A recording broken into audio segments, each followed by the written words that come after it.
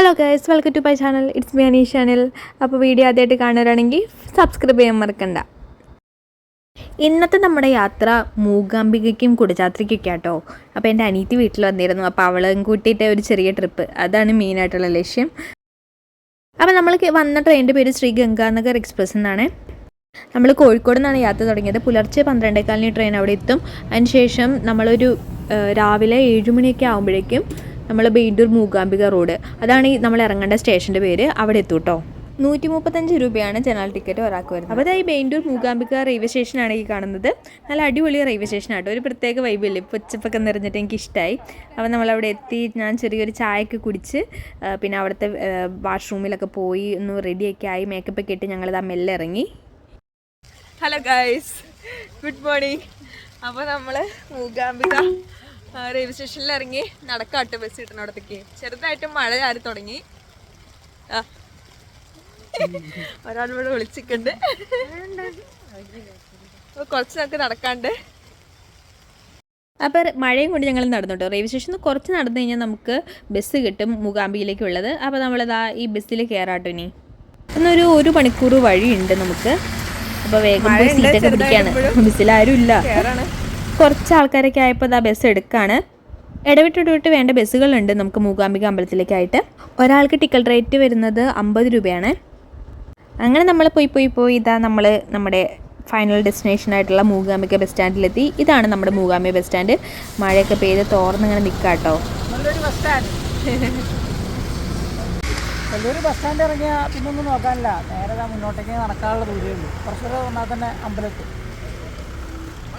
ഇവരൊക്കെ നമ്മുടെ വണ്ടിയിലുണ്ടായിരുന്നു കേട്ടോ. കൂടുതലും മലയാളികൾ തന്നെയാണ്. ഫുള്ള് കോടയൊക്കെ ആയിട്ട് നല്ല ഭംഗിയിൽ. നമ്മൾ മൂകാംബികയിൽ എത്തുമ്പോൾ തന്നെയുള്ള കാഴ്ച അടിപൊളിയാണ് കേട്ടോ.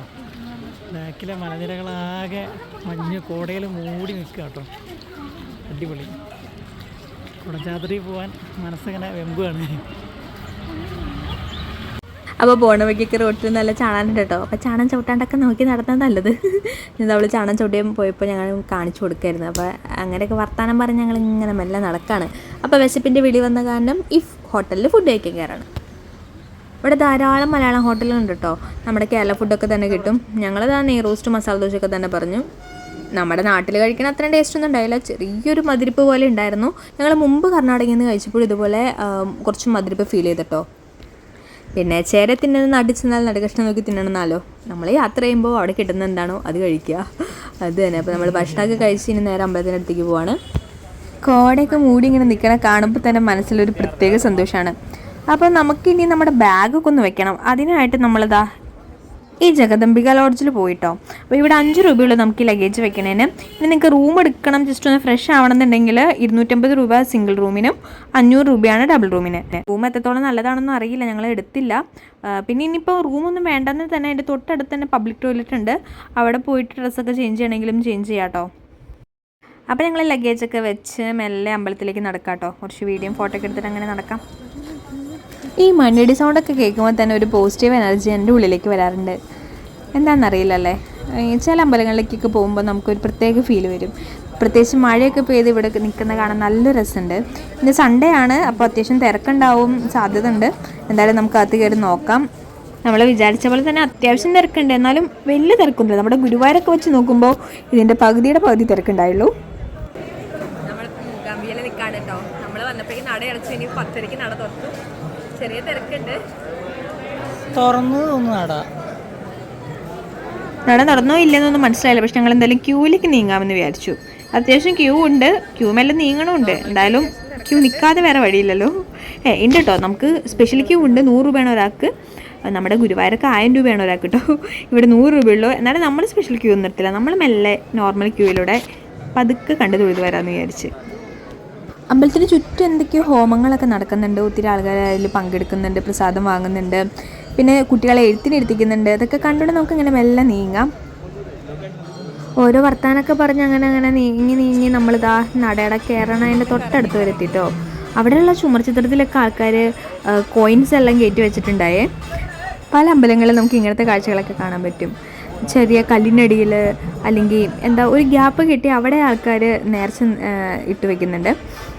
അറിയില്ല, എൻ്റെ പേഴ്സണൽ അഭിപ്രായത്തിൽ അതത്ര ഞാൻ സപ്പോർട്ട് ചെയ്യുന്നില്ല കേട്ടോ അതിനെയൊന്നും.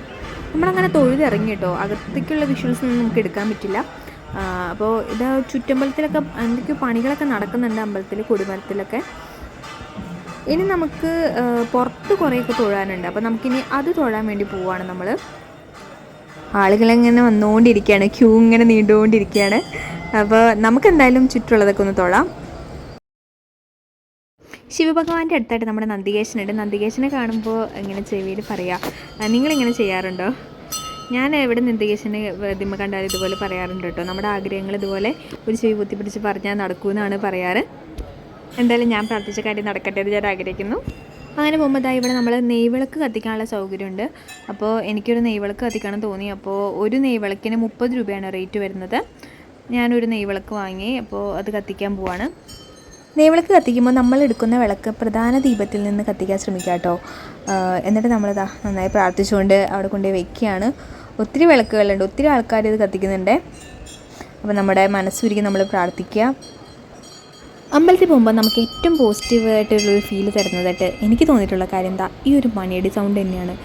ഇത് പല സ്ഥലത്തുനിന്നും ഇങ്ങനെ കേൾക്കുമ്പോൾ നമ്മുടെ ഉള്ളിൽ ഒരു വല്ലാത്തൊരു എനർജി നമുക്ക് വരും അല്ലേ. അപ്പോൾ നമ്മൾ പ്രാർത്ഥിച്ചു കഴിഞ്ഞു. അപ്പോഴത്തെ പ്രസാദം കിട്ടി. ഞാൻ സിന്ദൂരം തൊടുക കേട്ടോ. ഞാനിങ്ങനെ പൊതുവെ ഇപ്പോഴും തൊടാറില്ല, ഇങ്ങനെ അമ്പലങ്ങളിലൊക്കെ പോകുമ്പോഴാണ് തൊടാറ്. അപ്പോൾ തൊട്ടതിൻ്റെ പ്രമാണിച്ച് കുറച്ച് വീഡിയോ ഒക്കെ എടുക്കുകയാണ് കേട്ടോ. അപ്പോൾ അത് എന്തെങ്കിലും അമ്പലത്തിലൊക്കെ പോയി സിന്ദൂരം തൊടുമ്പോൾ ഒരു പ്രത്യേക ഭംഗി ഫീൽ ചെയ്യും. മൂകാംബിക ക്ഷേത്രത്തിലാണ് ഞങ്ങളിപ്പോൾ. നല്ല തിരക്കുണ്ട്, സൺഡേ ആയതുകൊണ്ട്. ക്യൂ നിന്ന് ദർശനമൊക്കെ കഴിഞ്ഞു.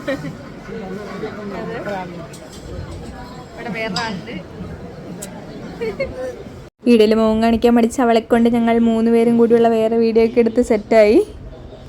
അങ്ങനെ ദർശനമൊക്കെ കഴിഞ്ഞപ്പോഴേക്കും ചെറുതായിട്ട് മഴ പെയ്തു തുടങ്ങി കേട്ടോ. ഇനി നമുക്ക് മെയിനായിട്ട് മൂകാംബികയിലെ ദർശനം കഴിഞ്ഞു. ഇനി നമ്മുടെ നെക്സ്റ്റ് പ്ലാൻ എന്ന് വെച്ച് കഴിഞ്ഞാൽ കുടജാത്രയ്ക്ക് പോവാണ്. അപ്പം നമുക്ക് എത്രയും വേഗം തന്നെ നമ്മുടെ ബാഗ് വെച്ച സ്ഥലത്ത് എത്തിയിട്ട് നമ്മുടെ ബാഗ് എടുത്ത് നമുക്ക് ഡ്രസ്സൊന്ന് ചേഞ്ച് ചെയ്യാനുണ്ട്. അപ്പോൾ ആ വീഡിയോ ഇഷ്ടമായെന്ന് വിചാരിക്കുന്നു എല്ലാവർക്കും. അപ്പോൾ വീഡിയോ ഇഷ്ടമായെങ്കിൽ സബ്സ്ക്രൈബ് ചെയ്യാൻ മറക്കണ്ട, ഷെയർ ചെയ്യാനും മറക്കണ്ട. Thank you for watching.